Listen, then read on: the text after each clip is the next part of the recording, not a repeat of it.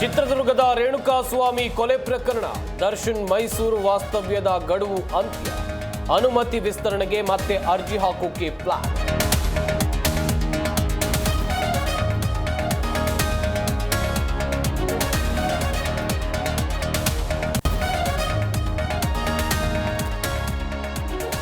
ಮತ್ತೆ ಬೀದಿಗಿಳಿದ ಆಶಾ ಕಾರ್ಯಕರ್ತೆಯರು ಕನಿಷ್ಠ ವೇತನಕ್ಕಾಗಿ ಆಗ್ರಹಿಸಿ ಅನಿರ್ದಿಷ್ಟಾವಧಿ ಮುಷ್ಕರ.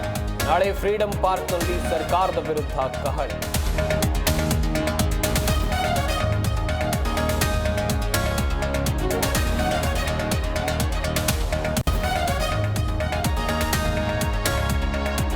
ಗುರುವಾರ ರಾಜ್ಯ ಸಚಿವ ಸಂಪುಟ ಸಭೆ. ಜಾತಿ ಗಣತಿ ವರದಿ ಬಗ್ಗೆ ಅಂದೇ ಚರ್ಚೆ ಸಾಧ್ಯತೆ. ಮುಂದಿನ ಅಧಿವೇಶನದಲ್ಲಿ ಮಂಡನೆಯಾಗುತ್ತಾ ವರದಿ?